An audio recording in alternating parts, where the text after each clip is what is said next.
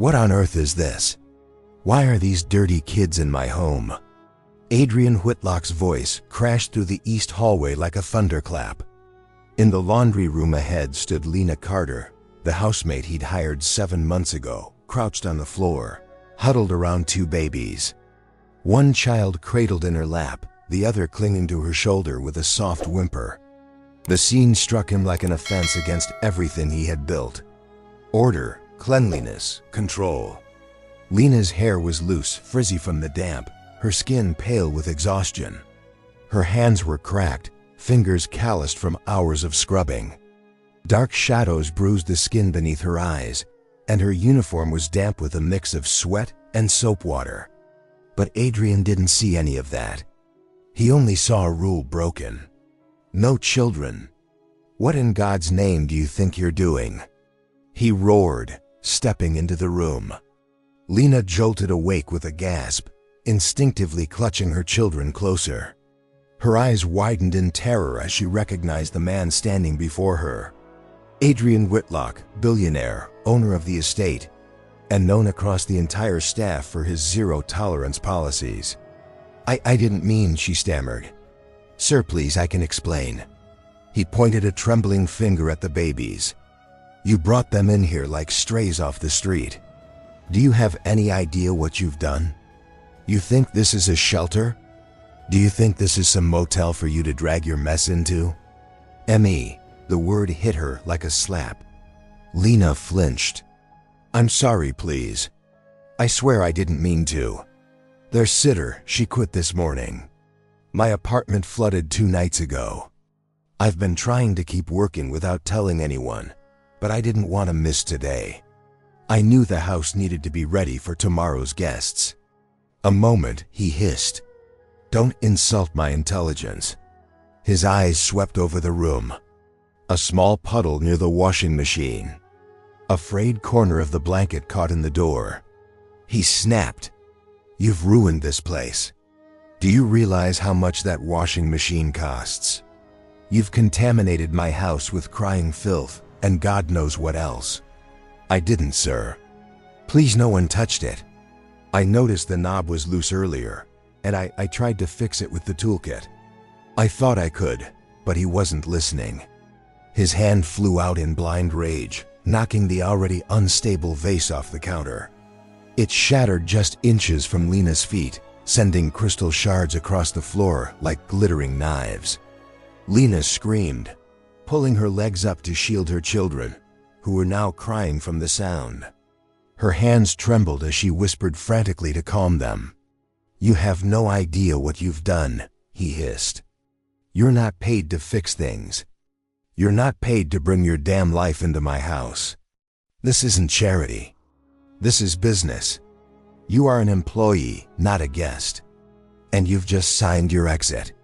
Lena, voice shaking, managed to say, I wasn't trying to cross a line. I just didn't want to miss my shift. I knew the guests were coming tomorrow. I didn't want to leave the place a mess. I wanted to help, he laughed bitterly. Help? By lying on my laundry room floor with dirty children and breaking my property. That's your idea of help? You think I'm some charity case, Lena? He said coldly.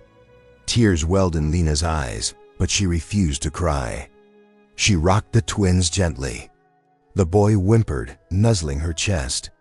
The girl coughed, weak and wheezing. Adrian's chest rose sharply.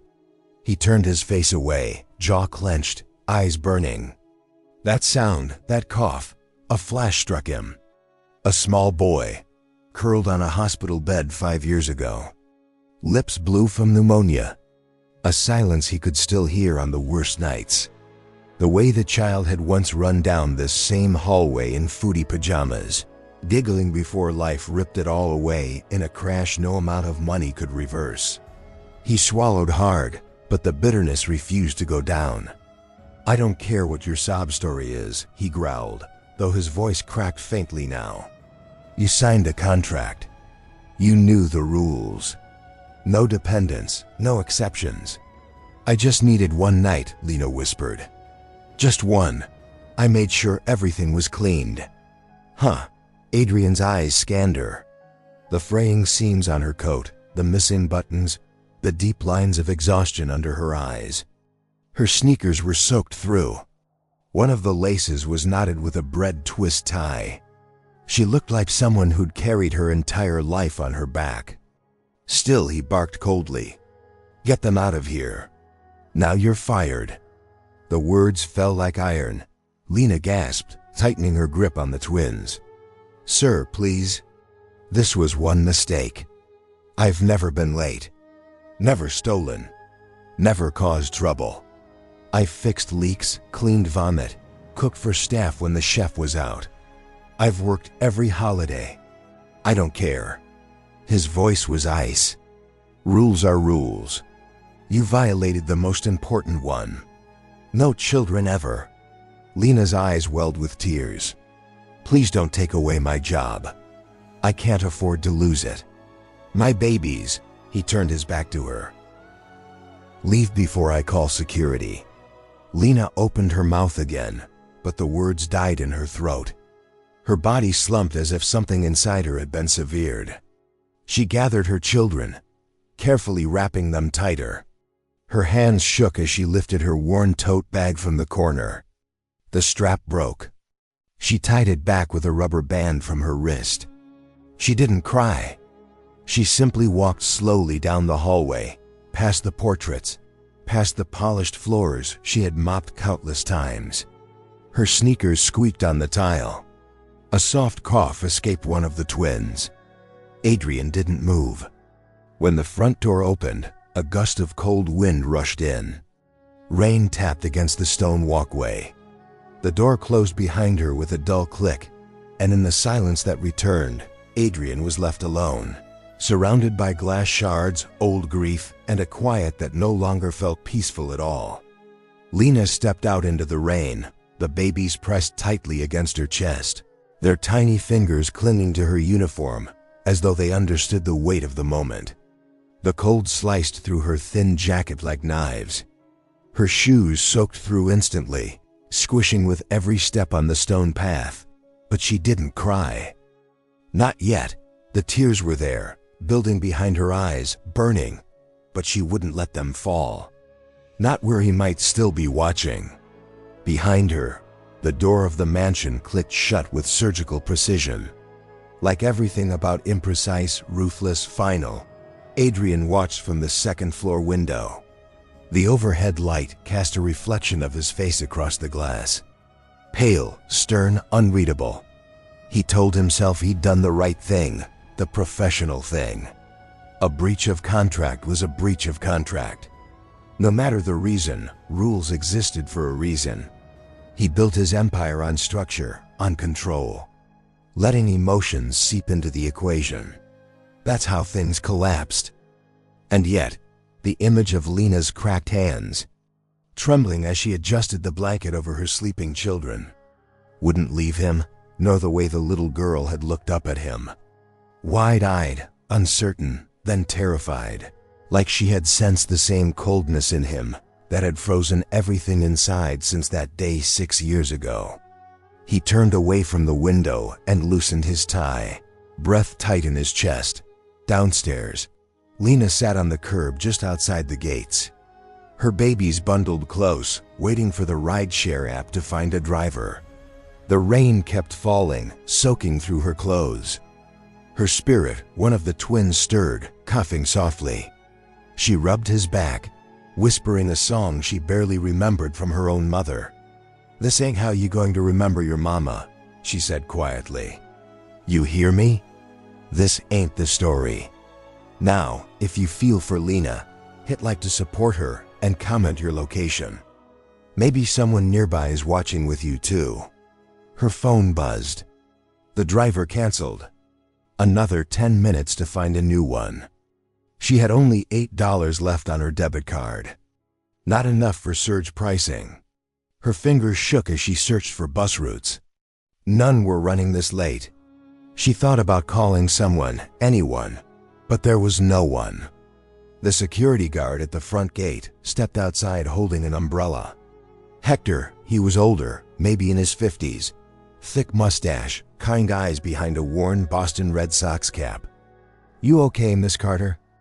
he asked, careful to keep his tone soft. She tried to smile, but it cracked. "Well, be okay. Boss told me not to interfere," Hector said. "But I ain't blind. You've worked harder than anyone in that house. I seen you mop the kitchen at 2 a.m. when everyone else gone home. I seen you bring soup to the lady upstairs when she was sick." Oh, Lena looked down at her babies whose faces were now pink with cold. "He doesn't care about that. He only sees the rule." Hector hesitated, then crouched beside her. "Let me make a call.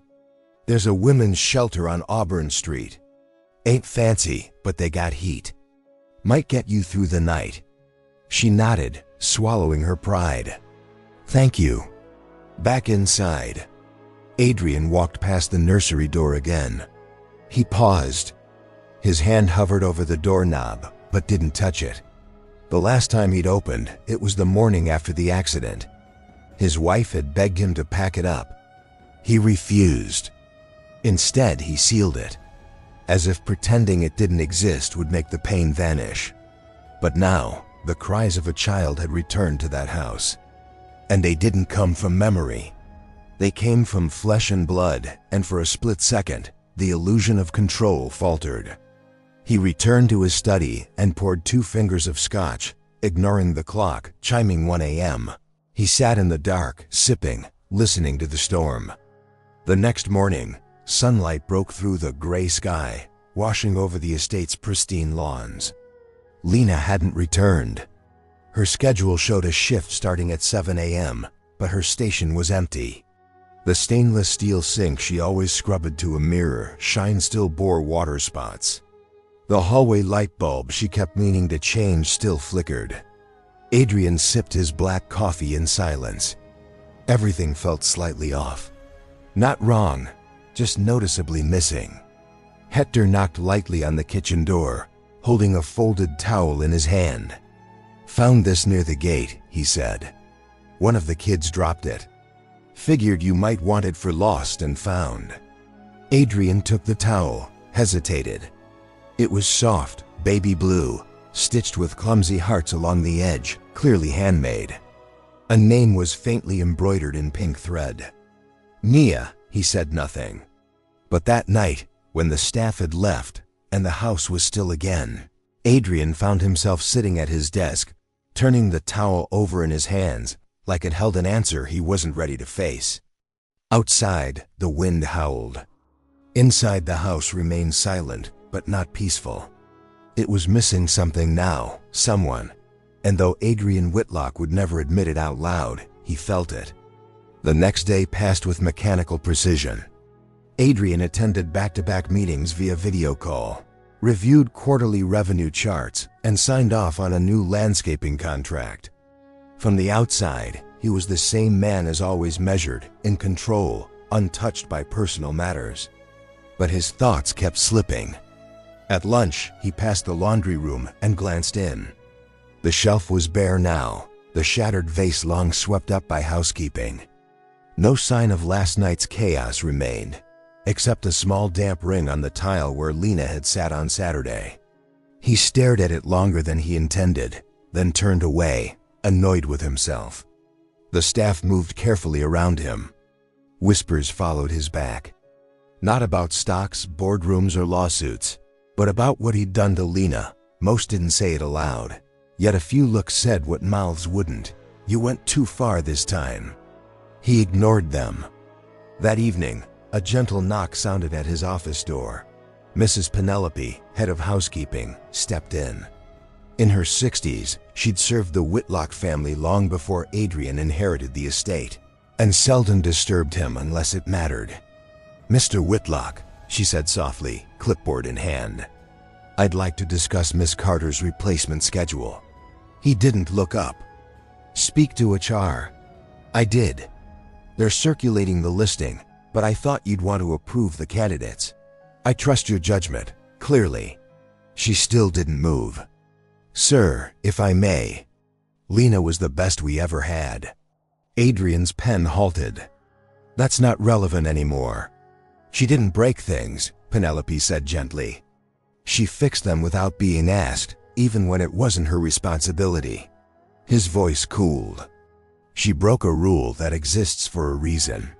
Yes, sir, Penelope replied. But not everything broken is wrong. He looked up sharply. That'll be all. She left without another word. That night, Adrian stood in the hallway again. The nursery door loomed at the end like a shadow from another life. He stepped closer. The knob was cold beneath his fingers. The lock turned. Dust drifted in the air like forgotten memories. A race car bed sat untouched. Picture books lined the shelves. A plush elephant lay on its side by the window. Everything exactly as he'd left it. He went in. The room smelled of old wood, sun-faded curtains, and the faintest trace of baby powder absorbed into the walls. His breath hitched. Once, his son had filled this space with noise, squeals, laughter, tantrums, and then silence. He bent and picked up a toy truck from the floor, its wheels still scuffed from hard play. He closed his eyes. He did not want to cry. He never did. That had been his wife's task. Used to be. She hadn't spoken to him since she'd moved across the country. Adrian sat on the edge of the bed, the toy in his hand. He didn't hear the first knock, only the second. Hector slipped his head in, hesitant. Sir, apologies, but there's something you need to see. Adrian followed him out to the small security office beside the garage. On the screen was footage from the front gate, recorded earlier that afternoon. Lena, she stood outside the gate, holding one of her children in her arms, the other strapped to her back. She didn't approach the intercom. She simply placed a brown envelope inside the mailbox and walked away. Should I open it, sir? Hector asked. Adrian nodded once. Inside was a folded letter handwritten in blue ink, neat, careful, but one edge was smudged with what looked like baby food. Adrian read it in silence. Mr. Whitlock, I know I have no right to speak after breaking your rules, but I need you to know I never meant harm. Everything I touched in that house, I touched with respect. I cleaned your floors like they were my own. I polished that piano because I heard your boy once played it. The vase, I didn't break it, but I should have asked before I moved it. I'm not asking for my job back. I'm asking for dignity. Please, when you replace me, don't forget what I tried to be. Lena Carter. Adrian folded the letter carefully, slower than necessary. For a long moment, he didn't say a word. Hector shifted. Sir, tell HR to pause the recruitment. Adrian said finally. Hector blinked. Excuse me. Hold the listing temporarily. He left the office without further explanation, the letter still in hand. Back inside, Adrian returned to the nursery, closed the door behind him, and sat in the dark. The envelope sat on his lap. He didn't open the curtains. He didn't turn on the light. Outside, the night was quiet. But for the first time in 6 years, the silence didn't feel empty. It felt full. The next morning, Adrian Whitlock woke up before sunrise. He didn't sleep well, his sheets tangled, his back aching. His mind loud with voices he hadn't heard in years. His son's laugh had visited him in a dream. But this time, it wasn't a memory. It was twisted, layered with Lena's voice. The sound of her baby crying. The crack of shattered glass on marble. He stood by the window, looking out across the fog-drenched lawn, gripping the letter Lena had written like it might dissolve if he let go. The paper had creases now, worn soft from the way he kept unfolding it. By 6 a.m., he was downstairs. He bypassed his usual black coffee. Instead, he poured himself a glass of orange juice, his son's favorite. He drank it in silence. Bitter, not the juice. The memory. When he walked into the estate office, the HR manager, Miranda Shaw, was already there. She was sharp as ever, dressed in a navy pantsuit, gray streaks in her sleek bun, a clipboard in hand. "You asked for me early, Mr. Whitlock," she said. He didn't look up. "I want the no dependence on property clause removed." Miranda Shaw froze mid-sentence. "I'm sorry. Removed from the staff contracts." "Yes," she raised a brow, unsure if he was serious. "That policy was implemented after the safety review 6 years ago. Following, I know when it was implemented." Miranda lowered her voice. "Sir, if I may, removing that clause opens us up to liability. If something happens, if a child gets hurt, I understand." She paused. "Do you want me to draft a revised clause for emergency exceptions?" "No, I want it eliminated." She exhaled slowly. "That'll need board approval and the estate committee's review." Adrian finally looked up, "Then start the process." Miranda Shaw hesitated. "Forgive me, sir, but may I ask why?" He didn't answer because how could he explain it? That a woman who slept on a cold floor just to keep her job had exposed how hollow his rules had become. That a single mother had done more for the spirit of that house in one night than his entire team had in 6 years. That he had punished her not for breaking rules, but for reminding him of what he had lost. He didn't say any of that. Instead, he waved her off. Miranda Shaw nodded and left, clearly unsettled. By noon, word had spread among senior staff. Some were confused, some angry, a few quietly pleased. Most didn't speak about Lena directly, but her name lingered in the air. Down in the service wing, Hector whistled as he polished the tile in the hallway. One of the younger staffers leaned over. "You think she's coming back?" Hector shrugged. "Wouldn't surprise me. Storms don't stay forever." At 2:17 p.m., Adrian walked into the staff lounge unannounced. Conversations halted mid-sentence. Cups clinketed, brows raised. He stood there a moment, perfectly still, then spoke. "I'm aware there's been confusion about policy changes." No one said a word. "I'm also aware that some of you feel those changes are unjustified, that I'm compromising the standards of this house." His eyes swept across the room. "I won't justify myself, but I will say this. This house has been quiet for too long. Polished, yes, efficient, certainly, but lifeless. That ends now." He paused as if debating whether to go on. "From today forward, we make room for the people who give more than they take. Whether they come with a past, a burden, or a baby on their hip, if you can't live with that, there's the door." He didn't wait for applause or protest. He turned and walked out. Upstairs, he passed the nursery again. The door was still ajar.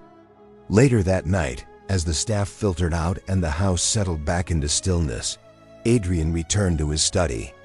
The envelope lay on his desk, the letter beside it. But now a second item joined it. A contract freshly printed. Offer of reinstatement. Lena Carter. It came with a revised role. Emergency care coordinator, part-time with housing assistance and on-site access. He stared at the form for a long time, pen poised above the signature line. Then he signed. He left it in an envelope marked with her name, addressed to an apartment in a nearby low-income housing complex. He didn't know if she still lived there, but it was the last address on her file. He included a note asterisk. No one should be punished for surviving. A Whitlock asterisk. Then, for the first time in 6 years, he re-entered the nursery, placed a small teddy bear back onto the bed, and opened the curtains. The moonlight fell across the floor in gentle beams. The silence in the house felt different now, not empty, expectant. 3 days later, Lena stood at the entrance of the public library downtown. Her twins nestled in their stroller, cheeks pink from the brisk fall wind. She tugged her coat tighter, shifting her weight from foot to foot as she waited. She wasn't here for books. She was here because her mailbox, the one in the shelter housing facility, had held something she never expected to see again. An envelope from Whitlock Estate, not a pink slip, not a lawsuit, but a formal offer of reinstatement with a new title, a better pay rate, and on-site housing support. Lena hadn't believed it was real. Not at first. She'd stared at the letter for an hour before she cried. Not quiet tears, either. The kind that racked her body while her baby slept beside her, exhausted from another night of shared CS and rationed warmth. Now standing here in the quiet hum of the city's edge, she waited for her meeting with the estate attorney, who insisted on reviewing the offer with her in person. It still didn't feel real. Inside the stroller, Nia babbled softly while her twin brother Jonah chewed the corner of a picture book. Lena bent down, straightened their jackets, and kissed their heads. "No matter what happens, we're going to be okay," she whispered. At that same moment, across town, Adrian stood beside the newly repaired greenhouse window, sipping lukewarm tea. He hated tea, but Lena drank a jasmine with honey, and he brewed some to see what the fuss was about. It was floral, annoyingly calming. The house felt different already. The air less sterile, the halls less empty. He hadn't realized how the sound of nothing could grow so loud over time. Now even the small things, the creak of wood, the wind brushing leaves against the windows, felt like company. Miranda Shaw entered quietly, holding a manila folder. "She's agreed to meet," she said. Adrian didn't turn around. "Did she say anything?" She asked if it was a mistake. He gave a bitter chuckle. "It might be." Miranda hesitated. "You're doing the right thing." "I'm not doing it for righteousness," he said. "I'm doing it because I can't shake the sound of her children crying in my damn laundry room. That's as righteous a reason as any." Miranda Shaw replied, then added more gently, "Your son would have liked her." Adrian didn't respond. He simply looked out the window, lost in thought. Later that afternoon, Lena arrived at the estate for the first time since that night. She stepped through the gate slowly, holding Jonah while Nia toddled beside her. Hector greeted her with a warm smile and opened the door before she could knock. "Welcome back, Miss Carter." She smiled shilly. "You remembered?" "I never forget who walks through this place with dignity," he said, "especially in the rain." Adrian was waiting in the front hall when she stepped inside. No grand entrance, no theatrical pause, just the soft click of the door and the rustle of children's jackets. Their eyes met briefly. Neither spoke. Then Lena broke it. "I didn't expect you to reach out. I didn't expect to regret letting you go." Jonah stirred in her arms. She adjusted him without losing her poise. He gestured toward the sitting room. "Can we talk?" Inside, Lena perched on the edge of an armchair, knees together, arms cinched around her son like a shield. Adrian stayed standing. "You cared for this house like it was yours," he said. "You fixed things I didn't even know were broken. You worked overnight without asking for praise or raises, and I treated you like a liability." "You did more than that," Lena said, voice soft but unwavering. "I know," he answered. "And I'm not proud of it." She studied him, truly looked. "What changed?" He didn't answer right away. His gaze fell to the rug and antique Persian his wife had chosen. "I thought keeping pain out meant keeping life out too. Then you arrived with your kids and reminded me what it feels like to have something other than silence." Nia toddled over without warning, snack crumb fingers smudged, and tugged at his pant leg. "Juice." Lena jumped up. "Nia, no, sweetie, don't, it's all right," Adrian said, crouching. He lifted the toddler carefully, awkward as if cradling a rare artifact. She giggled and tucked her face against his shoulder. Lena went still, watching. "I don't know much about children," Adrian said, voice lower. "But I do know I don't want to turn away from them anymore." Lena's eyes shone. "I'm not offering charity," he added. "The job is real. The housing support is real. So is the title. You've earned all of it." She didn't answer immediately. "Will there be rules about my children?" "Yes," he said, "but none that punish them for being here or punish you for being their mother." A quiet settled, this time not uncomfortable, but the kind that signals something beginning, not ending. At last Lena nodded. "Then I accept." A faint smile touched his mouth. "Good." He handed her a new key card.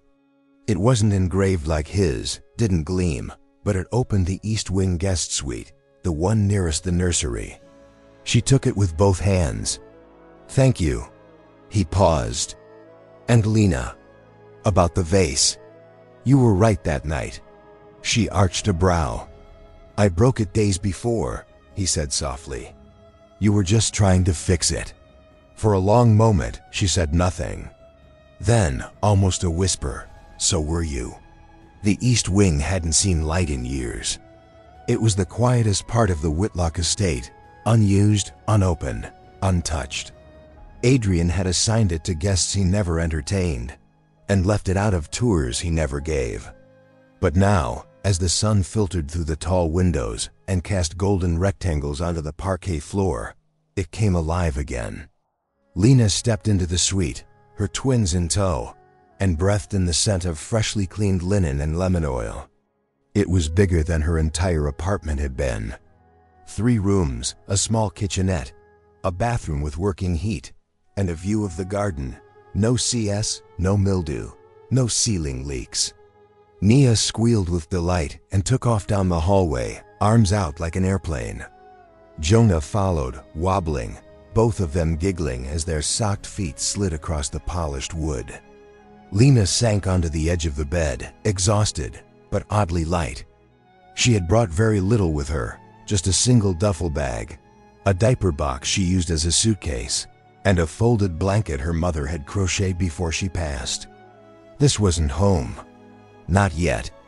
But it was safety, and safety for now was enough. Meanwhile, across the estate, Adrian reviewed quarterly property expenses, but his focus kept drifting. The image of Nia smiling in his arms, and Lena's quiet strength wouldn't leave him. Something in the house had shifted, not just in atmosphere, but in rhythm. Footsteps now echoed differently in the hall. The kitchen clock sounded less hollow. The nursery door still cracked open, no longer felt like a memorial. It felt like a waiting room. He didn't know what to do with that. Adrian closed the laptop and stood.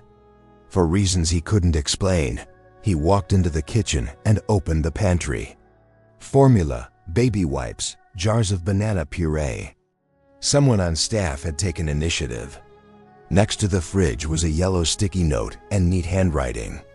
"Please don't touch the bottle warmer. It's finally working." Signed, LC. He chuckled despite himself. That evening, Lena sat in the new suite's kitchenette, feeding Jonah while Nia dozed off in the crib that had been delivered unexpectedly that morning. She had no idea who ordered it. No one said anything. It arrived with no card, no receipt, just a sturdy white crib with pale green bedding and a quiet mobile that spun stars and clouds. She didn't ask questions. Jonah's small hand clung to her thumb while he sucked on a mashed sweet potato spoon. She looked down at him and whispered, "We're not out of the woods yet, baby, but I think we might be close." A knock at the door startled her. She wiped her hands and tiptoed to answer, careful not to wake Nia. Adrian stood there, no suit, just dark slacks and a gray sweater, sleeves pushed up to the elbows. In one hand, he held a book well-worn, leather-bound. "I thought this might belong to you," he said, holding it out. Lena blinked. "That's my mother's Bible. I thought I lost it." "You left it in the laundry room, tucked behind the water heater." "I nearly tossed it, thinking it was a repair manual." She took it gently, her fingers brushing his. "Thank you." He hesitated. "May I come in?" She stepped aside. Adrian walked in slowly, eyes scanning the space. It was modest, clean, lived in something he hadn't seen inside his house in a long time. A baby sock hung off the edge of the couch. A bottle stood half-filled on the counter. Life not perfect, but real. Nia stirred in the crib. Lena quickly walked over, rubbing her back until she settled again. Adrian watched, unsure of what moved him more, the tenderness or the ease with which Lena moved through exhaustion.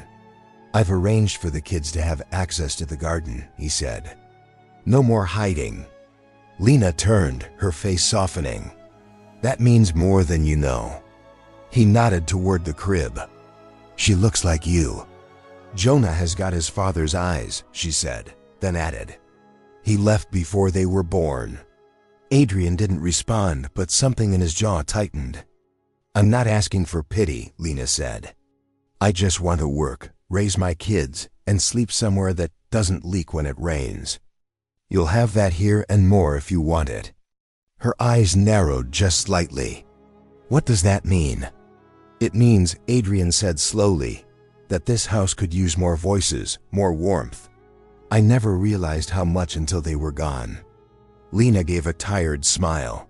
"Funny, I never realized how strong I was until I had to carry 2 babies through a winter night on foot." They stood in silence for a moment, him holding on to guilt. He hadn't yet learned how to let go of her holding on to a future she hadn't dared believe in. "Good night, Mr. Whitlock," she said finally, voice gentle but firm. "Good night, Miss Carter." He left without another word. That night, Lena lay in bed, her children tucked safely beside her, the mobile above them casting faint shadows on the ceiling. She held her mother's Bible against her chest and whispered a prayer, not for riches, not for miracles, just gratitude. Across the house, Adrian stood outside the nursery again. This time he went inside. He walked to the shelf, pulled down a photo frame, his son grinning beside a wooden train, and placed it face down. Then he sat in the rocker and just listened. The silence for once didn't hurt. The morning sun filtered in through the tall windows of the east wing, casting warm rectangles of light across the nursery floor where Nia was sprawled on a mat, gnawing on a rubber giraffe. Jonah, ever her shadow, sat beside her, trying to pull the toy from her mouth. Lena sipped her lukewarm coffee as she watched them, legs tucked underneath her on the couch. Her hair was in a messy bun, her uniform apron slung over the back of a chair. She had been up since 5 a.m. preparing breakfast trays for the staff and cleaning the east stairwell. But this moment, this quiet bubble was her reward. A knock at the suite door startled her. She opened it to find Mrs. Penelope, the housekeeper, standing with a pleasant smile and a clipboard. "Morning, dear. Just a quick inventory check." Lena stepped aside to let her in. Penelope walked through the space, making notes, adjusting a few things. "They treating you all right?" she asked casually, glancing at the crib. "Yes, ma'am," Lena said. "Better than I expected." "Good," Penelope said. Then a pause. "You know what day it is?" Lena frowned. Thursday gave a small nod, and it's also October 10th. Lena blinked. "I wait. Is that?" Penelope looked over her glasses. It would have been Mr. Whitlock's son's 8th birthday. The air in the room shifted. Lena's throat tightened. "I thought he never talks about it." "He doesn't. Not to anyone," Penelope said. "But he always takes a walk down to the southern garden by himself on this day. Rain or shine. Just thought you'd want to know." She left before Lena could respond. Across the estate, Adrian stood in the garden, hands in his coat pockets, staring at a small bronze plaque nestled beneath an oak tree. It bore only a name: Oliver Whitlock. No dates, no inscriptions, just a name. He hadn't brought flowers. He never did. His son had hated flowers. He always said they smelled like sadness. Instead, Adrian stood there in silence, the wind tugging gently at his sleeves, his mind rewinding to the last birthday they'd celebrated together. Balloons, chocolate cake, a plastic train set that Oliver never got to open. The silence was broken by soft footsteps. He turned, half expecting Penelope or Hector, but it was Lena. She held something in her hands, a small worn book with a red ribbon tied around it. Her twins weren't with her. For once, she wasn't carrying anything but presents. "I'm sorry," she said gently. "I didn't mean to intrude." Adrian gave a curt shake of his head. "You didn't." She held out the book. "This belonged to my mother. It's a collection of prayers and poems. She used to read one every year on my birthday.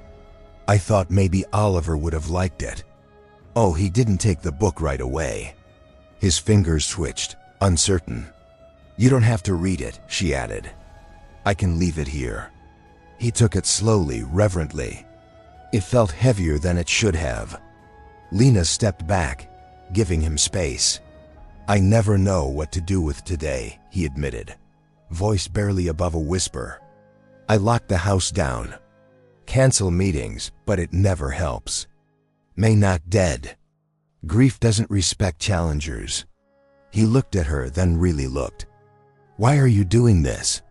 After everything I said to you, the way I treated you," she didn't hesitate. "Because you're not the only one who's lost something." The wind rustled through the oak leaves above them.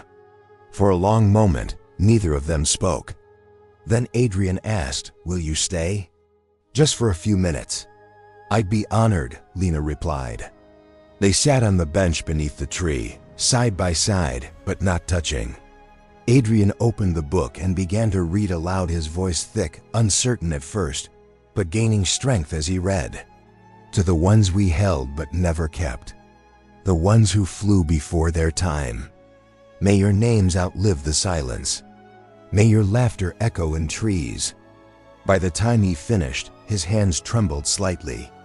He closed the book. Lena didn't look at him. She simply reached into her pocket and handed him a small square envelope. "What's this?" "Something my kids made last night. They don't know much about birthdays yet, but they know about love." He opened it slowly. Inside was a child's crayon drawing stick figures, a big tree, and what looked like a tiny train under it. A scribble in bright orange crayon read, "Happy birthday from Nia and Jonah." Adrian stared at it. It shouldn't have moved him, but it did. "I don't know what to say," he murmured. "You don't have to say anything," Lena said. "Just maybe let today be something other than pain." He nodded just once and folded the drawing with careful hands. That night, Lena sat on the edge of her bed, watching her twins sleep. The house was quiet, but not heavy. For once, the silence felt earned, restful. She looked at the photo she kept on her nightstand. Her and her mother stood outside a church in Alabama, arms linked, smiling like tomorrow couldn't touch them. "I think we're going to be okay, Mama," she whispered. "We found somewhere that doesn't feel like running to Graydon." And in the mansion that had once been nothing but cold stone and lost echoes, something began to root again. Something like healing. Something like home. 2 weeks slipped by. The estate hummed with quiet change. Nothing loud or showy, no banners, no announcements. But anyone paying attention could feel it. The staff smiled more. The air felt lighter. And the East Wing no longer seemed haunted by rules. Lena settled into the role with steady grace. Her twins folded into the daily rhythm apples from the kitchen, peekaboo from Hector, even a rare nod from Miss Shaw in accounting. The children painted color across a world that had long been beige. Not everyone embraced it. Miranda Shaw, HR, watched with tightening lips and measured concern. Her loyalty to Mr. Whitlock had never wavered, but this new looseness, flexible rules, a mother with toddlers in the guest wing, staff easing their shoulders, felt risky. And more than that, she'd noticed how Adrian looked at Lena lately. Not romantic, not exactly, but not strictly professional either. She didn't like it. In his study, Adrian sat with fingers steepled, listening to the faint echo of Nia's laughter from the courtyard. After lunch, Lena had taken the twins outside. 30 minutes of sun, a few toys, a break from the East Wing. He usually didn't let himself watch. Today he did. He stepped to the window and stood behind the curtain, seeing Lena turn Nia in a slow spin, her skirt lifting on the breeze. Jonah in the grass, gumming a plastic truck. The scene steadied him. Human, simple. He turned away just as Hector knocked. "Sir, you have a visitor." Adrian frowned. "Scheduled?" "No, sir. She's downstairs now." Said her name was Victoria Hawley. The name struck like a slap. "My ex-wife?" Hector nodded, surprised. "Yes, sir." She said, "It's urgent." Victoria waited in the foyer, still striking, tall, slim, frosted. Blonde hair pulled into a sharp sheen, sunglasses perched like a crown. Navy heels, a blazer too expensive to crease. "Adrian," she said when he entered. "Victoria," he replied, cool. "What do you want?" She glanced around. "Still cold in here. I see you haven't changed the furniture or the grief." He didn't bite. "Why are you here?" She folded her arms. "I heard from mutual friends about your new arrangement." He said nothing. "I assume it's true." Then she went on alive and made with children. "You've remodeled the house into a daycare." His jaw tightened. "They're not your concern." "No, they are if you're rewriting the rules that we both put in place." "You left," he snapped. "You walked out of this house and never looked back." "I walked out because I couldn't watch you die in pieces." She stepped closer. "You don't bring broken strangers into a house that hasn't healed Adrian. That's not compassion. That's chaos." For the first time, his voice cracked. "She saved this place." Victoria scoffed. "No, she made you feel less guilty." They stared at each other. Two people united only by a scar that hadn't faded. "I came to say this once," Victoria said, voice flat. "Don't confuse repair with redemption. You don't owe her your life just because she walked into your grief with open hands." He stepped back. "Get out, Victoria." "I'll go," she said, lifting her purse. "But the world you're building with her, it has cracks, and one day it'll crumble. And when it does, you'll remember I warned you." She left without looking back. That night, Lena noticed a shift. Adrian was quieter at dinner, distracted. He didn't stop by the garden like usual, didn't wave to the twins from the balcony. When she passed him in the hallway, he barely nodded. And the next morning, Miranda Shaw showed up with a clipboard and a new list of rules. "I've been asked to update your contract," she said without warmth. Lena frowned. "Why?" "Just standard procedure," Miranda lead. "We've had complaints about noise levels, courtyard access, staff boundaries." Lena stood taller. From who? Penelope's smile was thin. "From people who matter." She placed the folder on the table. "I suggest you read it carefully," she said. "You're welcome here for now, but let's keep things professional." Later that evening, Lena sat alone in her suite. The twins had gone down early. The house was too quiet. She opened the contract. Clause after clause had been read. No children in staff areas, curfews, no guest access, no personal contact with Mr. Whitlock outside assigned duties. Lena's throat tightened. Whatever this was, whatever healing had begun, someone was trying to unmake it.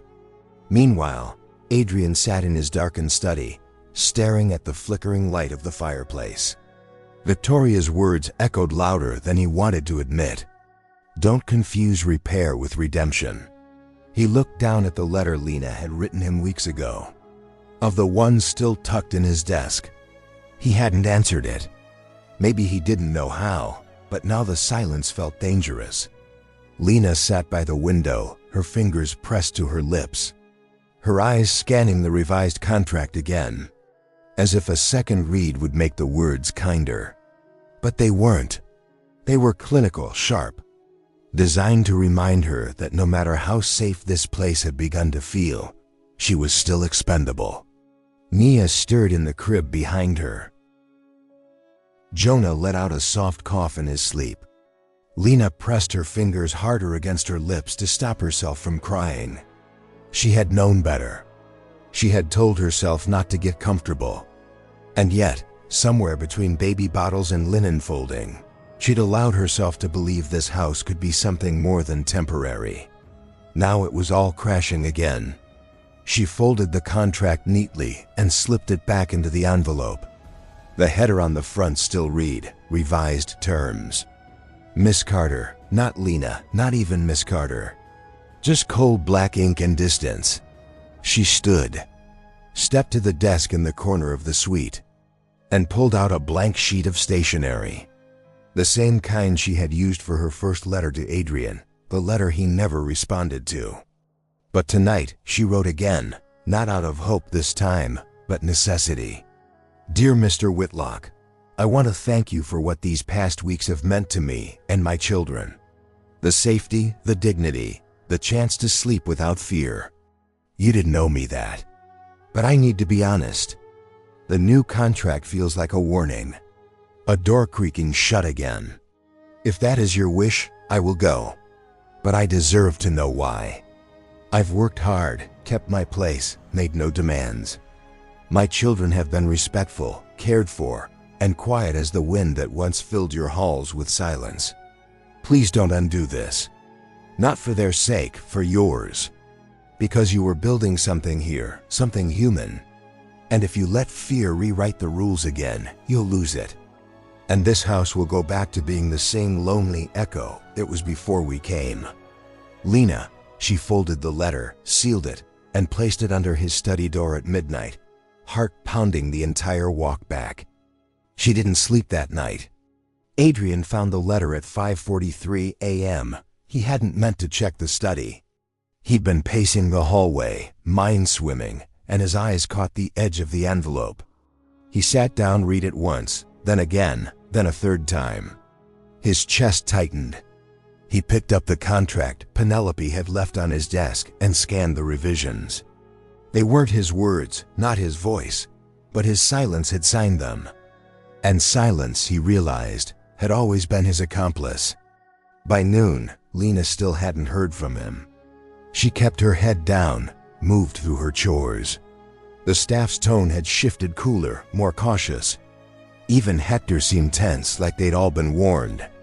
She was scrubbing the back tiles of the hallway bathroom when she heard footsteps. Heavy, measured. Adrian stood in the doorway.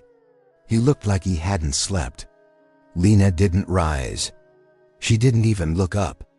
He killed Basu the hare. "I didn't read that contract until this morning," he said quietly. "But that's no excuse." She stilled. "I let other people make decisions because I was afraid." He continued. "Afraid I was blurring lines. Afraid I was letting grief make me soft.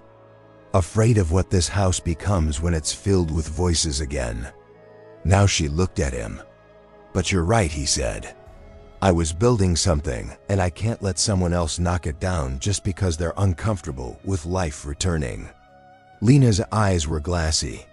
She said nothing. He pulled a folded paper from his jacket and held it out.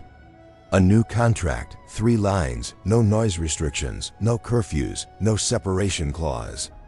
At the bottom, his own signature, and next to it, her name already printed. "I rewrote it myself." She took it with trembling fingers. "I'm not giving you this to fix things," he said. "I'm giving it to acknowledge what I broke." She studied him. "Why now?" "Because I should have written back the first time." Lena didn't smile, but she nodded, then said with quiet finality, "You get one more chance." He bowed his head. "I won't waste it." That evening, Hector brought the twins 2 small cupcakes sprinkled and warm from the estate kitchen. No occasion, just kindness. Miranda Shaw never mentioned the retraction of the revisions, but her expression when she saw Lena later that week was tight-lipped and resigned. Victoria didn't return. The house, once frozen in mourning, breathed, and Lena, for the first time in years, let herself imagine a future where her name was more than just a job title.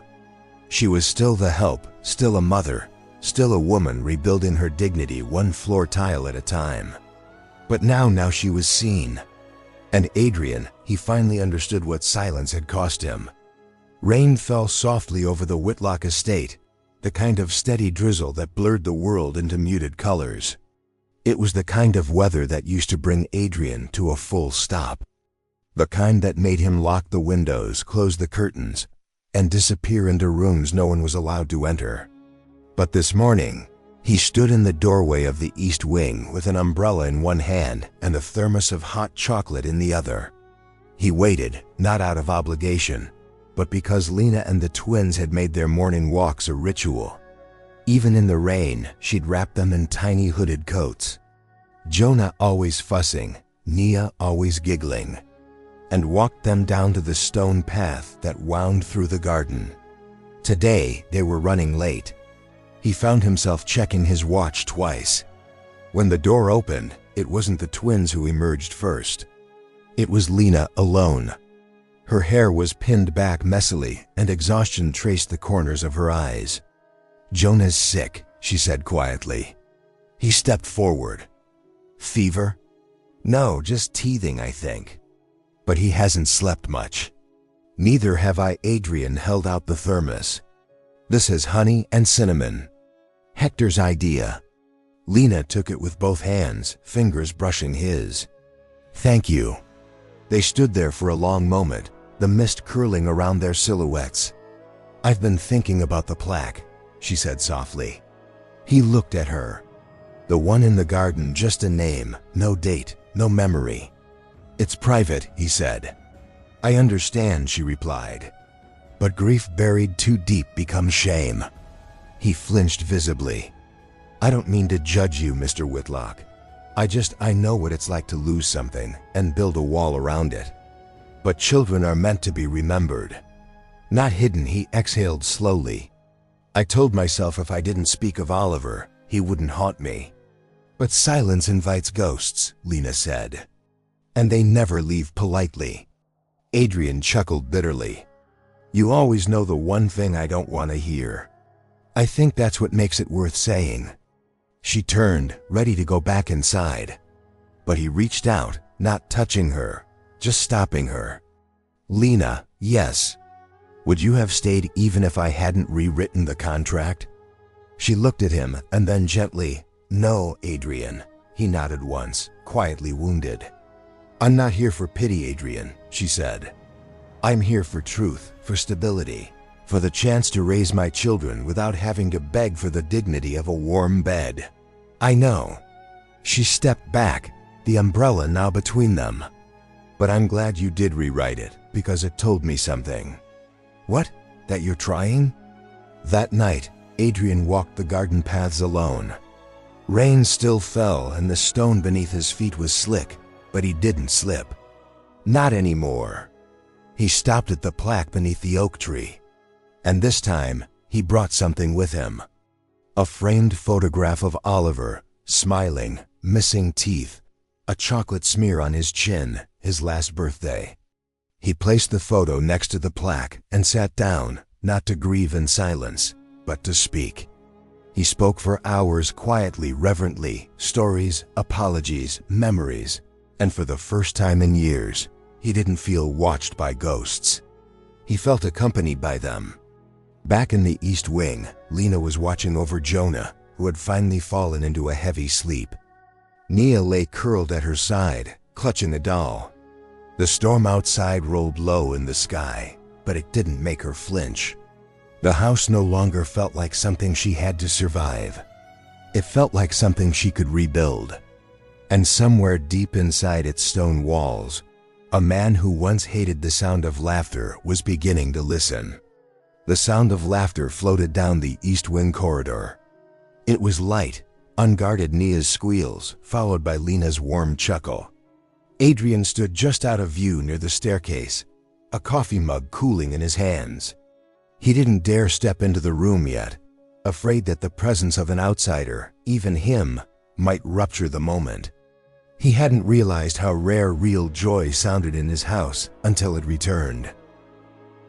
He had forgotten what it meant to be needed. Not by shareholders or attorneys or a boardroom of gray-haired yesmen, but by people who looked him in the eye and expected humanity, not perfection. He cleared his throat and stepped forward. "Everything all right in here?" he asked casually. Lena turned, Nia still in her lap, both surrounded by building blocks and torn coloring books, just trying to teach her the difference between a giraffe and a spoon. Adrian chuckled. Any luck? She thinks the spoon makes a better pet. That he knelt beside them and gently reached for a crayon that had rolled under the ottoman. Nia immediately offered him a toy, a plush bear missing one eye. Thanks, he said, accepting it with quiet grace. That's generous of you. She likes you, Lena said softly, almost like it surprised her too. I'm trying to deserve that, Lena studied him, eyes thoughtful. It's not a prize to earn. It's a place to step into. Adrian looked at her.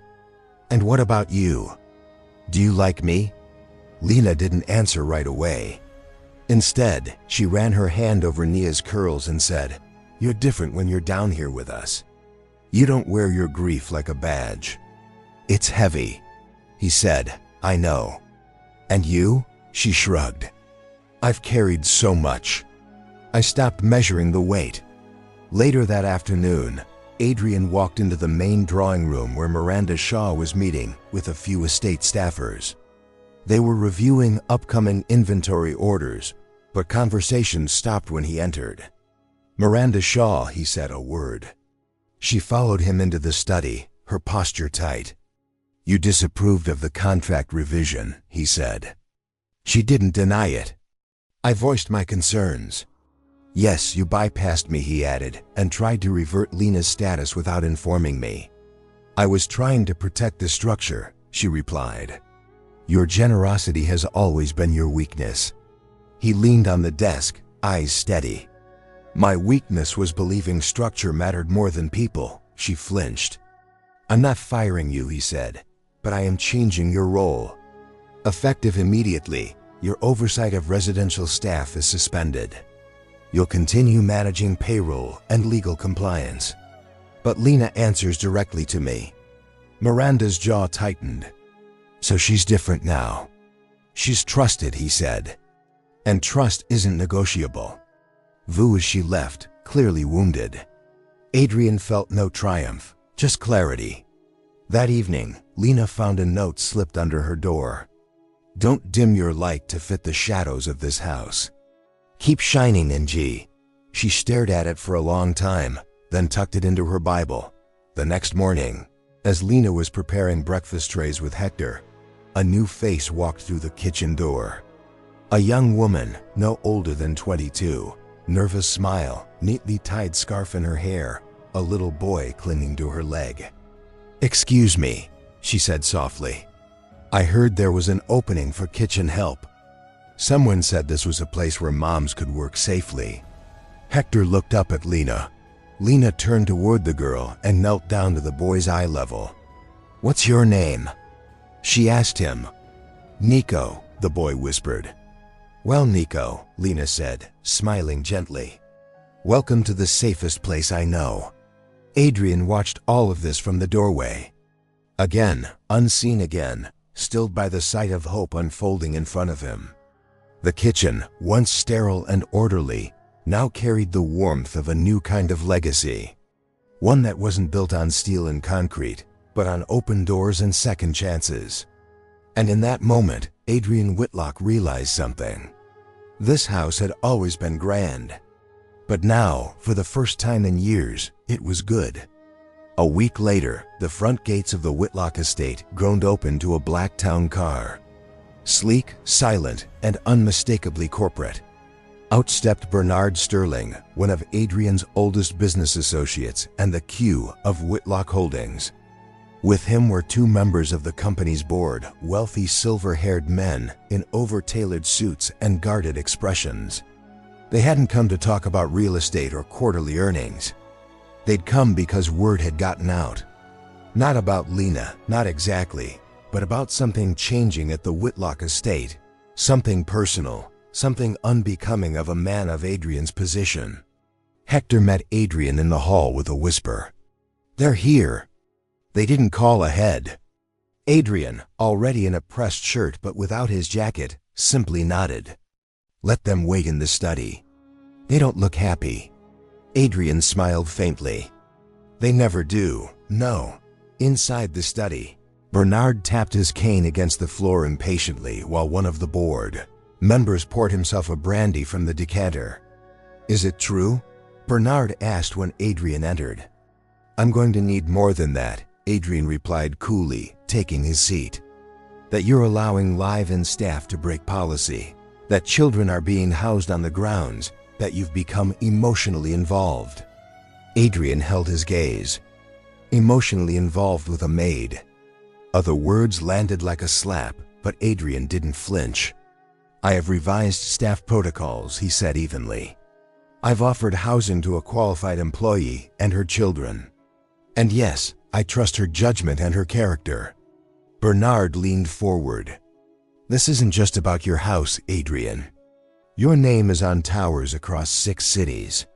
Your personal life reflects on every investor." Adrian's tone hardened. "Let me be very clear. If this board wants to open an inquiry into my ethics, go ahead. But don't insult a woman who's shown more integrity than most men I've done business with." Silence. The older board member took a sip of brandy. "We're just concerned this could become complicated." Adrian stood. "Everything worth doing is complicated." Downstairs, Lena helped Nico's mother, Marisol, navigate the storage room. They were organizing supplies. Jonah perched on a folded towel beside them, babbling to himself. Lena could feel the tension upstairs without hearing a word. She didn't know what was being said, but she could feel it in the bones of the house. "You think they'll fire you?" Marisol asked quietly, stacking cleaning cloths. Lena looked at her, then at Jonah, then said, "No, you sound sure." Lena's voice didn't waver because I've already survived worse. That evening, Adrian walked the garden paths alone again. He didn't stop at Oliver's plaque this time.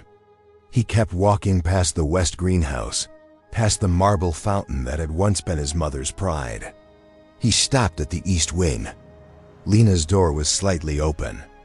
Inside, Nia was curled up on the rug, dozing next to her brother. Lena was on the couch, her Bible open, her eyes soft but alert. She looked up as he stepped in. "You had visitors today," she said. "I did. You don't have to tell me what they said." "I want to," he replied. She waited. "They questioned my judgment, my leadership, my involvement with you." Her fingers froze mid-turn of a page. "And what did you say?" Adrian stepped closer. "I said that you have more right to be in this house than anyone I've ever signed a check for." Lena blinked. "I told them you gave this place back its soul." She swallowed hard. "And did they believe you?" "I don't care if they did." He looked at her, his expression softened. "Lena, I don't know where this goes. I don't have a plan. All I know is that when you're not near, this house becomes quiet again. Too quiet." She closed the Bible and rose slowly. "You don't need to save me, Adrian." "I'm not trying to," he said. "I think you might be saving me." They stood in the center of the room, close but not yet touching. "You once said you only needed a place to sleep that didn't leak," he said quietly. "I remember." "Well," he added with a faint smile, "I'm hoping maybe someday you'll call this home." That Lena didn't respond with words. She simply reached out, took his hand in hers, and held it just long enough to answer without speaking. Later that night, when the house was quiet and the rain had begun again, Adrian walked back to the study. He opened the drawer where he had once kept unopened letters, old photos. Grief tucked into silence. He pulled them all out and burned them, not in anger, but in reverence, letting go not of memory, but of shame. And outside in the East Wing, Lena whispered stories to her children about a man who once lived in a cold house until someone taught him how to leave the door open. The following morning began, like most others, gentle chaos in the East Wing. Jonah refused his oatmeal. Nia insisted on wearing 2 different socks. And Lena moved like a dancer between diaper changes and coffee sips. She was tired, always tired, but there was something new behind her eyes now. Something like steadiness. She didn't flinch when the hallway phone rang. Didn't panic when a knock came at the door.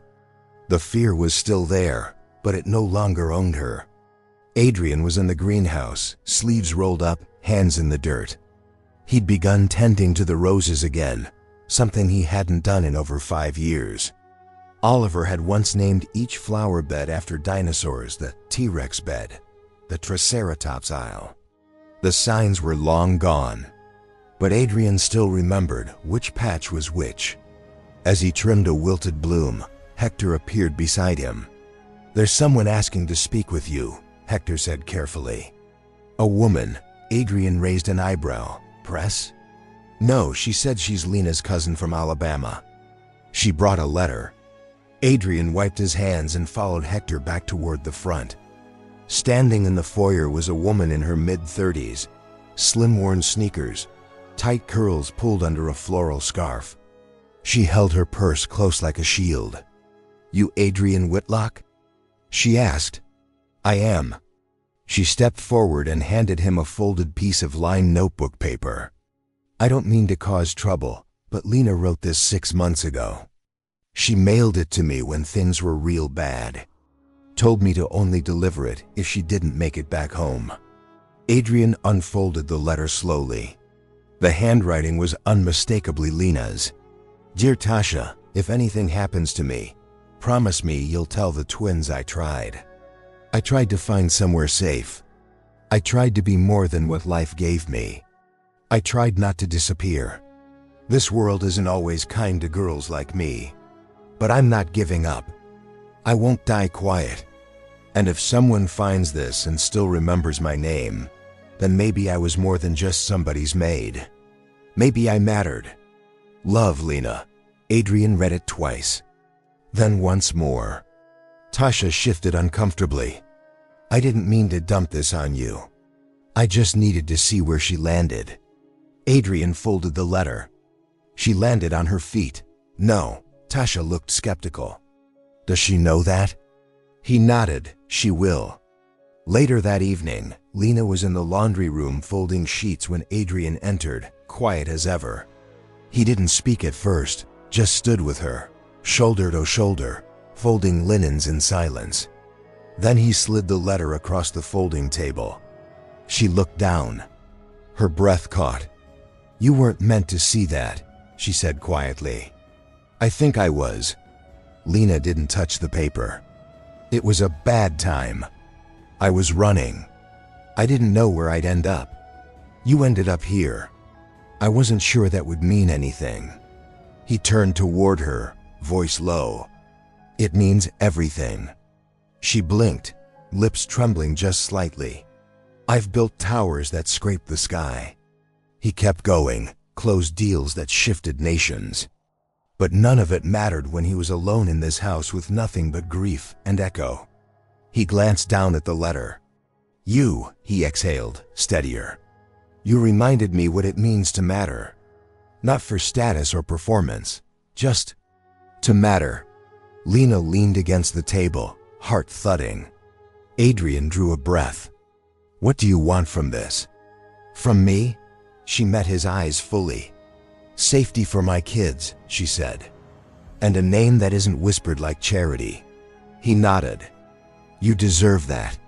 And I want to know," she added, voice firm, "that if I keep standing beside you, it won't be in the shadows." He didn't flinch. "You won't have to," he said. "Not anymore." That night at dinner, Adrian asked Lena and the twins to join him in the main dining hall, a room that had been a fortress for years, reserved for business and sterile fundraisers.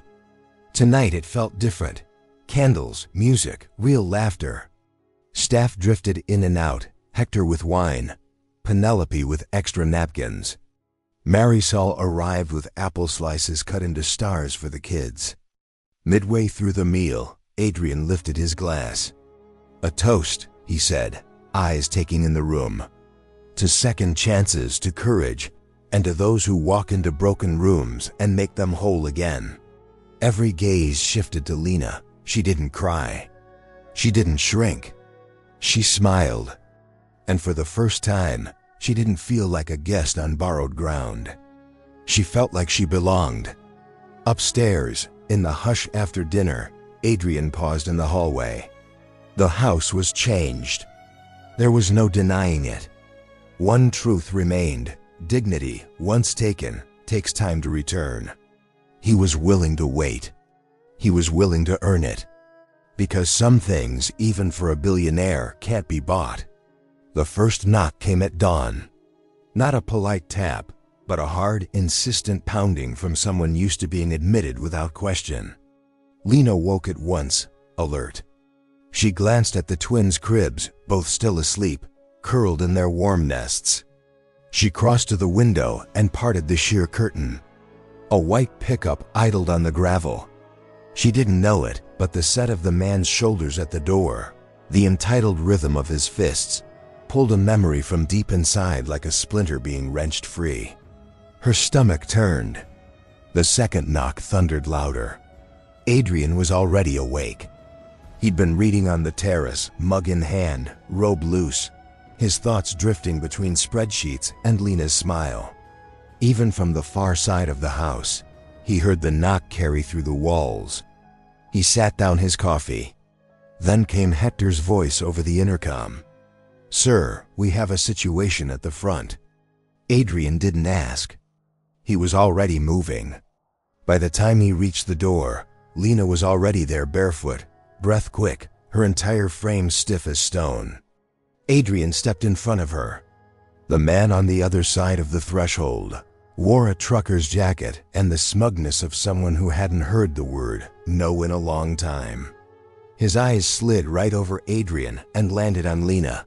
Finally, he sneered. "Thought I'd never find you." Adrian narrowed his eyes. "Who are you?" The man grinned. "Name's Travis. I'm her ex." Lena inhaled sharply. Travis didn't miss it. "You didn't tell your new boss about me?" he asked, his voice cruel and casual at once. "You always were good at skipping the truth." Adrian stepped forward, voice calm, but unmistakably firm. "You need to leave." "I'm here for my kids," Travis said, puffing his chest. "A man's got rights." Adrian didn't blink. "And I have security with cameras trained on your license plate." Travis laughed. "Big house. Fancy lawyer words. That ain't custody." Lena's voice finally emerged, quiet, cold. "You lost your rights when you left us behind a diner in Mobile without gas money." "Luck," Travis's smirk faltered. Adrian tilted his head. "You abandoned them?" "I didn't. You left her stranded with twins on the side of the highway." Adrian repeated. "Sounds like a judge might not find that very paternal." Travis stepped back, but only slightly. "I just want to see him." "No," Lena said, her voice, though soft, cut through the misty morning like steel. "You want to remind me you exist. That you can still reach into my life when things get good." She stepped closer now, chin high, not trembling. "But I'm not scared of you anymore." Travis looked between them, his ego bruised, his threats losing steam. He spit on the stone pathway and turned toward the truck. "I'll be back," he muttered. Adrian's voice was cold as frost. "Next time, you'll be met by lawyers and the police." The truck roared down the drive seconds later. Silence returned, but it was thick. Lena wrapped her arms around herself. "I didn't think he'd ever find me here." Adrian gently touched her shoulder. "He won't again. You don't know men like him." Adrian looked her in the eyes. "No, but I know fear, and I've learned what gives it power." Lena stared at him, unsure whether to fall apart or stand taller. "You're not alone anymore," he added. That afternoon, Adrian made 2 phone calls. One to his attorney, the other to a judge he'd once bailed out of a scandal. Within hours, a temporary protective order was being processed. Travis's name was now flagged at every checkpoint within 50 miles of the estate. And a family attorney, a specialist in custody and abuse cases, was on standby to begin the adoption and guardianship paperwork if Lena ever wanted it. He didn't offer those options to control her. He offered them because power, when used right, could be protection. That evening, after the twins were asleep, Lena found Adrian sitting by the fire in the drawing room. He had a file open in front of him, legal documents, custody papers, court contacts. She didn't sit yet, just stood by the door watching. "I always thought if I stopped running, he'd find me," she said. Adrian looked up, "But I stopped," she added. "And this house held."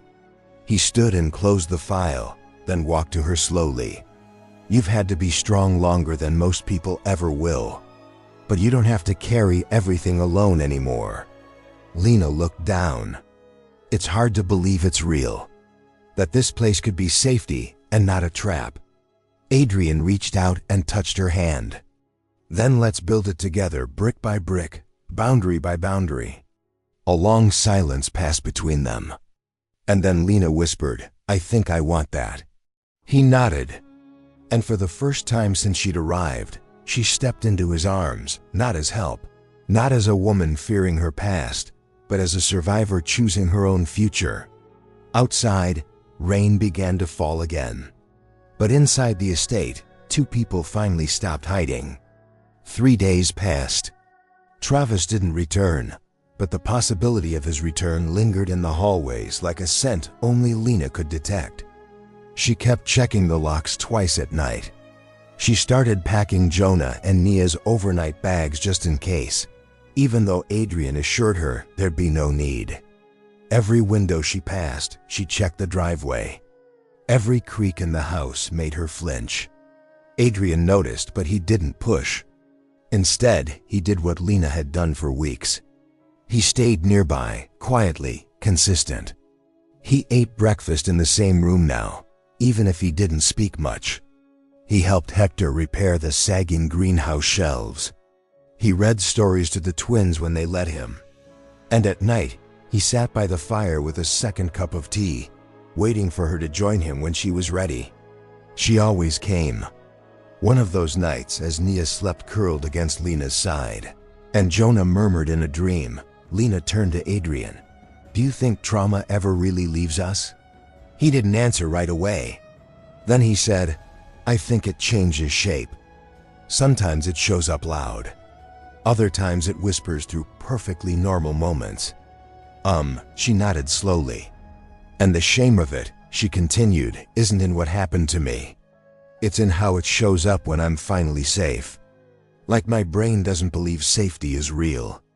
Adrian leaned forward, resting his elbows on his knees. "Safety doesn't feel like a room," he said. "It feels like being believed. That's the part I failed to give you at first. You didn't know me. I still should have listened." Lena gave you a quiet, tired smile. "I think the truth is we both walked into this house wearing armor." She looked around at the grand walls, the fireplace, the high ceilings. "But I'm the only one who is expected to take mine off at the door." Adrian's eyes glistened, not with tears, but with understanding. "Then let me do the same," he said softly. The next morning, Adrian did something no one in the house expected. He canceled every meeting, turned off his phone, and asked Hector to bring a single chair to the northwest field, the one that hadn't been used since his son's funeral. He sat there for hours, just Saturday, watching the sky shift. When Lena came to find him, he didn't look surprised. He motioned to the extra chair beside him. She joined him silently. "Oliver used to run through this grass with a kite," Adrian said after a long while. "It was always tangled. He didn't care." Lena looked out over the field. "I think that's when I stopped allowing joy," he said. "When I realized joy doesn't protect you." "No," Lena replied. "But it reminds you what's worth protecting." They sat in quiet for a long time. No more stories, no more confessions, just the gentle rustle of wind and the ghost that had stopped haunting, choosing instead to settle and listen. Later that night, a letter arrived addressed to Lena Carter. The return address was a women's shelter in Birmingham, Alabama. Inside was a single sheet of paper. "Lena, your cousin Tasha stopped by last week. She told us where you landed. Girl, you made it. We taped your note to the wall in the common room next to 2 others from women who left and never looked back. You're not just surviving. You're showing the rest of us what's possible. Your name's being spoken in a place where it was once only whispered. Keep going. We're watching. We're proud. Love, Janelle. Lena folded the letter, closed her eyes, and let a single tear fall. Not from fear, not from sadness, but from release. She had become the story she once prayed someone else would write for her. Adrian found her on the back porch later. She handed him the letter. He read it slowly and with a quiet reverence said, "You've changed more lives than you realize." Lena met his eyes, her voice barely air. "I used to think dignity was something I had to earn, and now I know it was never mine to lose." Adrian reached for her hand, holding it beneath the porch light. And they stood together, 2 people scarred by grief, softened by time, willing to be more than what the world had decided for them. The forecast promised rain by evening, but Lena felt the storm long before the sky dimmed. It rode the air thick, electric, the kind that presses on your chest before the thunder arrives. She moved through the house with a strange stillness, senses tuned not to weather, but to the weight of something coming. That something had a name, Travis. Days had passed since he'd shown up last, but men like him didn't vanish. They circled. They waited for soft spots. And Lena had learned to hear the hush before impact. Adrian was in his office, bent over end-of-quarter reports, when his security chief knocked. "Sir," he said, lowering his voice, "we just heard from the courthouse. Travis Holt tried to file for emergency visitation this morning, claiming Lena's withholding his children." Adrian set his pen down slowly. "He was denied," the chief continued, "but he's furious. Left shouting. Told the clerk he was coming back here. We've got a tail on him." Adrian nodded once. "Increase patrols around the perimeter. No one comes onto the estate without my authorization. And bring Lena to me." She sat across from him minutes later, hands steady, eyes flickering like candlelight in a draft. "I knew he'd try something," she said. "I should have anticipated this angle," Adrian replied. "He's going to work the system now, and we both know the system doesn't always protect the right people." Lena's smile was thin, bitter. "Especially not women who look like me." There was no flinch in his expression this time. No fragile discomfort, just a man learning fast and fiercely what her world looked like. "I've contacted my legal team," he said. "We're filing for a restraining order that covers both you and the children, naming me as legal guardian if needed. No judge in this state will grant him visitation without facing media scrutiny." Lena raised an eyebrow. "Media?" Adrian didn't blink. "He wants attention. We'll give him a spotlight he can't escape from." There was silence between them. Then she said, "Why are you doing this, Adrian?" "This much?" He looked her in the eye. "Because you and the twins matter to me. Because I have the power to protect. And I won't stand by pretending neutrality is kindness. And because I should have done more the first time he came." Lena looked down. Adrian stood, walked around the desk, and crouched before her, not as a billionaire, but as a man, finally bowing to the weight of his own humanity. "This house isn't just your job anymore," he said softly. "It's your home, and no one takes home from you."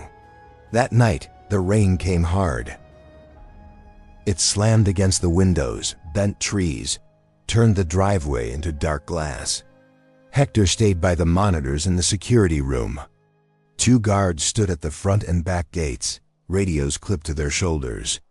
Lena sat with the twins in the nursery, reading stories aloud, her voice low and steady, even as the wind howled. In her lap, Nia slept. Jonah clutched her arm, restless but comforted by her warmth. At exactly 1:47 a.m., headlights cut across the long gravel road. Travis, he didn't park. He skidded to a stop in front of the iron gates and leaned on the horn. Over and over like a war cry, Adrian stood on the front porch, coat zipped, face lit only by the motion sensor. Travis stepped out of the truck, shouting, "She's got my kids. You can't hide them. I'll take this to the damn news if I have to." Behind him, two security officers approached silently. Adrian didn't raise his voice. "You step 1 foot past that gate, and I swear to God, Travis, you won't see the outside of a courtroom for the next 10 years. Travis laughed. "You think your money scares me?" "No," Adrian replied. "But her truth does." Inside, Lena stood at the upstairs window, watching it unfold. She wasn't trembling. Not anymore. She pressed her hand to the glass, not as a woman hiding, but as one watching the last ghost try and fail to break her peace. Travis shouted once more, then seeing the cameras blinking, the security team flanking, and the unwavering man standing in the rain, he cursed and left forever this time. Later, when the estate was quiet again, Adrian returned to the East Wing. Lena opened the door before he knocked. "You don't have to thank me," he said, soaked to the shoulders. "I wasn't going to," she replied, a soft smile tugging her lips. "But you still need dry clothes." He chuckled. She stepped aside to let him in. This time, the gesture didn't feel like an act of protocol. It felt like invitation. Travis Holt would never come back. Not because of threats, but because the house he once tried to invade had become fortified. Not by money or cameras, but by honesty, belonging, and two people no longer running from themselves. 2 weeks later, the estate was peaceful again. No more headlights in the night, no more court filings, no more fear curdled in the bottom of Lena's stomach. But something else stirred now, a question. What did it mean to move forward, to live beyond survival? Adrian had been quieter than usual, though not distant. He walked the halls with a slower pace, lingered longer at family photographs he once passed without notice. He'd begun writing again in a leather-bound journal Lena had found tucked behind old books in his study. He was changing, but change came with silence sometimes. Lena gave him space, and he in turn gave her room to rise. That Saturday, Lena attended a local community forum invited by Marisol, who was speaking on immigrant labor rights. It was held at a modest town hall in Fairhope, the kind of place that still served lemonade and plastic pictures and smelled faintly of mothballs and pine cleaner. Lena had only planned to sit in the back, but then Marisol nudged her. "They're doing open mic next. You should speak." Lena's instinct was to shrink. "I'm not a public person." "You don't have to be," Marisol said. "You just have to be honest." Lena looked around the room full of faces like hers. Single mothers, caregivers, nannies, cooks, women whose hands told stories long before their mouths ever had permission. When her name was gently called, she stood and walked to the mic. "My name is Lena Carter," she began, voice steady but low. "I'm a mother of 2, a domestic worker, and until recently, I thought surviving was the best I could hope for." She paused, let the silence breathe with her. "I come from long lines of women who cleaned houses they were never invited to sit down in, who raised other people's children while their own waited for them at home. And I used to think that made us invisible." A hush fell across the room. "But lately, I've learned something different. I've learned that sometimes the most powerful change starts in kitchens and nurseries. It starts when a woman chooses to stay instead of run. When she says, 'This is my line. No further.'" She looked out, her eyes soft but fierce. "We may not own the houses we clean, but we own our stories. And today, I'm not ashamed to tell mine." When she stepped away from the microphone, the room rose. Applause thundered, some stood, some wept, and for the first time in her life, Lena didn't feel small. She felt heard. That evening, Adrian sat on the back porch with a letter in his hand. It was one he hadn't opened in years, addressed to him in his late wife's handwriting. He had never been ready. But now, after all that had passed, he finally tore it open. My love, if you're reading this, then something irreversible has happened. I know you. I know you'll close up. You'll become stone again. I need you to remember this. Grief is a room, but love is the door. Leave it open always. Don't let the silence raise our sun. Don't let your wealth become your wall. Be the man who feels the one I married. The one Oliver adored. You were never meant to suffer alone. Love, Lila. Adrian read it twice, then again. And for the first time in a decade, he didn't cry. He breathed. Then he folded the letter gently and tucked it into the book Lena had given him weeks earlier, homegoing. When Lena returned to the estate just after dark, she found the porch lights on. The house was warm, the twins already asleep. A note taped to the entry table. Meet me by the roses. Bring your truth.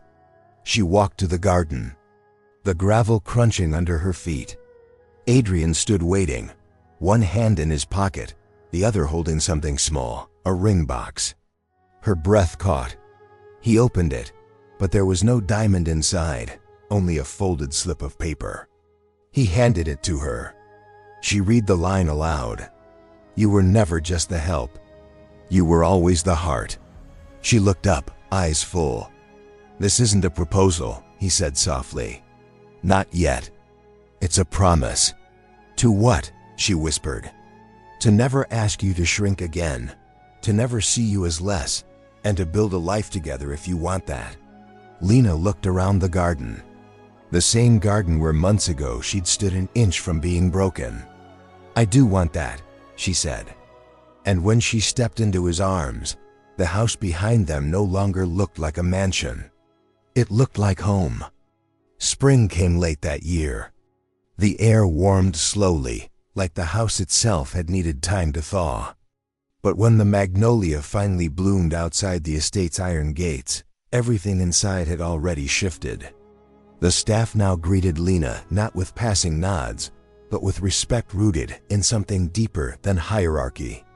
Marisol called her Miss Lena with a smile half teasing, but wholly reverent. Even Penelope, the rigid old housekeeper who once avoided eye contact, now made a habit of asking after the twins. Change had started quietly, but now it moved like sunlight through tall windows, undeniable, soft, and full of grace. Adrian stood in front of a small crowd one Saturday afternoon under the shade of the old sycamore near the west wing. There wasn't a podium, no reporters, just folding chairs, lemonade, and a freshly unveiled bronze plaque set into stone beneath the tree.